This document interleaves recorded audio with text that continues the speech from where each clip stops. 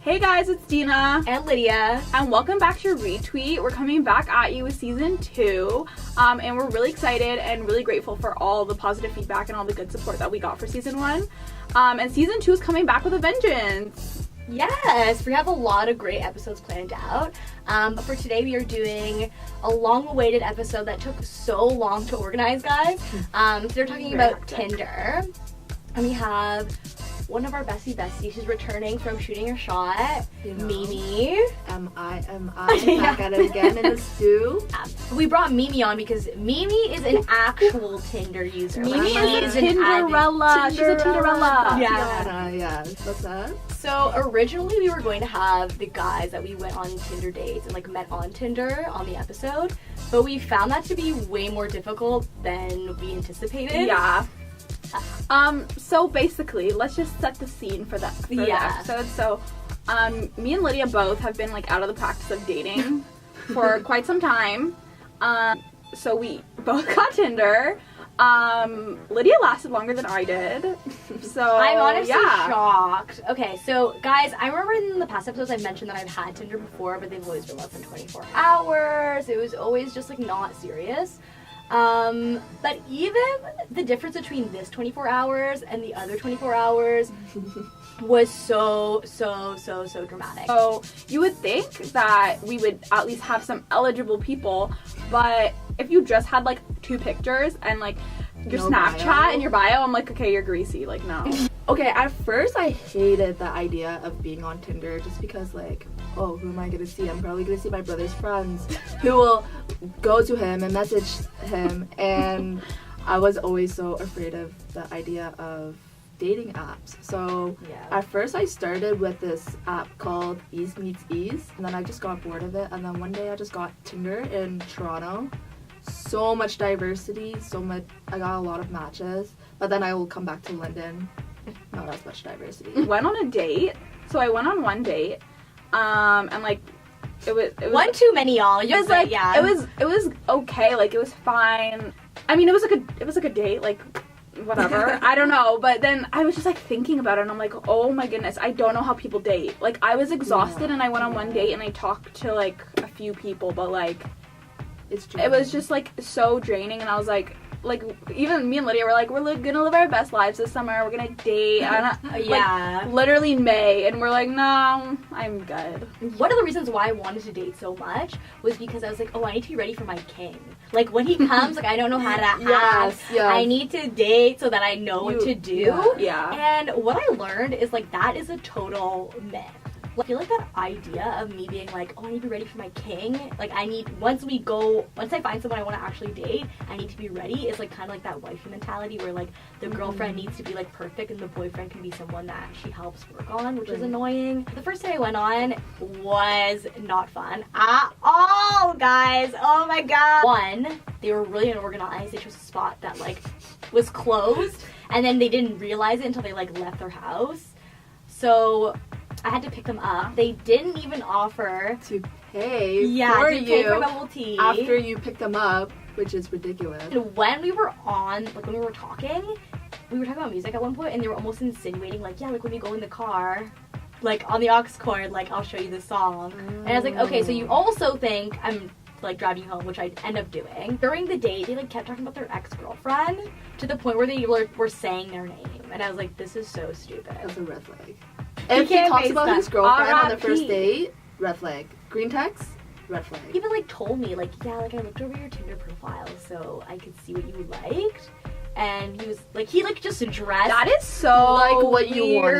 Yeah, and I was like, this makes me feel like you're not cool because you're painting your like original self to be not as cool as what you're making. You know what I mean? I feel like it's so weird when like you're on a date with someone and they're, or like not even on a date, but like if you're just trying to talk to someone, whether it be friendship or like romantically, and they're just so agreeable, like they never want to say anything that will like cause any rift between you or like any like type of disagreement. It's like we can still fuck with each other and not agree. But for this date, like I was not even enthusiastic, but I was trying to tell myself like, you know, like you should just go for it because You never know. So do you guys, do you guys like going on dates you're not enthusiastic about? It's kind of like that idea of missing out on potential. Okay. Like, my last day, we went to Chipotle, but we first matched on Tinder. It was like barely 3 conversations into actually talking to each other when he like asked me out. Like, we barely got to know each other through text, and you already want to meet with me.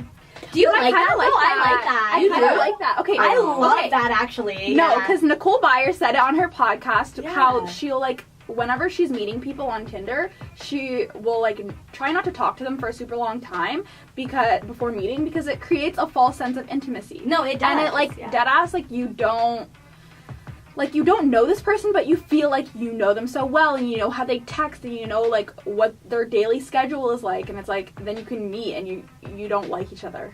But having someone on their social media is, I think, the worst. Yeah. I would never want someone that I was like going on a date with on Thursday that I met on Tinder like on the Tuesday to have my Instagram, because by the time Thursday rolls around, like I feel like you know everything. Like you could have listened to all the episodes of my podcast. You could have creeped to find out all of my friends.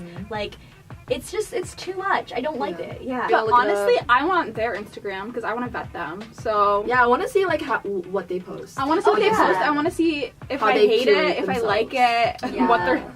So why do you want their Instagram? I want their Instagram because I get to see like how they post, how they caption it. You get to really like understand them. Yeah, true. But through text, it's just like this conversation going back. But why do you need to understand them? If like how, but like, like you know how what I they mean? dress, like how they dress and how. No, okay, I get what you're saying because I literally said the same thing. But like, I want to vet you. It's not that I want to understand you. I want to see like if I know your ex-girlfriend, if you're in a relationship now, who you follow on Instagram, like our mutual friends. Like half too small. Half these guys on Tinder, like I was like, you have a girlfriend for sure. Like I know you have a girlfriend. Yeah. Like I'm sure Lydia, if you went through a guy's thing and he was just following like thick, light-skinned baddies, like you'd be like, I don't want to go.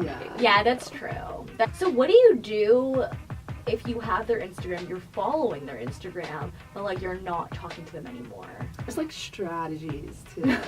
Thinking like, okay, if I met someone on Tinder, let's say January, but we're still not like messaging each other, like, do I unfollow you now? Because we're not even. Yeah. Do you think, okay, this is off topic, and also I know that we're all talking from a heteronormative stance, so be wary of that, y'all. But I feel like men don't actually actively delete like women they met on the internet, or like period. Like I don't think that men delete women. Yeah. Okay, but like this is a funny note because in the Shooting Your Shot episode, like when I had followed that person that shot my shot at, like they still follow me on Instagram. So it's like, why didn't you already? Like that's what I'm saying. Did you unfollow them? No, because they didn't. But I was waiting for them to unfollow me because I was like, you're not even interested. Like, why would you still be following me? If that makes sense. Yeah. So I just feel like men in general, like even if I met someone, let's say on Tinder, and now they have a girlfriend, like they probably still wouldn't unfollow me. And if I were the girlfriend, I don't know, like I wouldn't really care if you're not engaging with her, because whatever. But I'd be like, why? Just like, why would you still be following her? Matched with this guy on Tinder from Toronto, and we had a few conversations, stopped talking. Fast forward 6 months later, he has a full-blown girlfriend. They just started dating. He's posting her on his Instagram story, posting about her. But whenever I'll make a story on Instagram... He watches, right? Or replies? He watches and replies. And this is frequent. You shouldn't be talking to me. Like, because he didn't speak to me like 4 months ago. Yeah. You know? I get what but why now? I get what you mean, because like, why now? If I had a boyfriend, I would not want them to like do that. But then it's also like you can't even call someone out for doing something like that because you just look crazy. I understand that. This is something that I want to talk about because what the heck is flirting? Like, how do you know someone's flirting with you, especially online? Because that's the thing with Tinder. I mean, if you're swiping right on someone you're matching, like, it's already put out there that you think the other person's attractive. Like, you're already interested. But even with that layer, I found it to be still, like, difficult for these guys to, like, flirt with me or, like, you know what I mean? Like, I just felt like even though that barrier was, like, gone, they still couldn't approach me with BDE. Like, they were still, like, being shy and being like, I guess, like, we can hang out. And it's like, dude, we match. Like, just ask me on a date. Like, just ask me on a date because you already know I'm, like, kind of into this. You know what I mean? So people, like, really actually do meet their, like, soulmate partner on this app. And there's also, like, a stigma around that. Like, there is Tinder stigma. And, like, I don't know what it is, but it's just like, oh, I don't want to be on that. Or, like, oh, she's on Tinder. Like, you know what I mean? There's just that underlying, like, sense of desperation or like... Yeah, even before Tinder was even created, like Match.com and Christian Mingle, they're like, oh, you met your husband through Match.com. Yeah, like it's like almost less than, like, you need to have like a meet cute, you need to have like a, oh, he like, you know, changed my tire and that's, like some shit like that. Yeah, like, it's not realistic, sweetie. Like,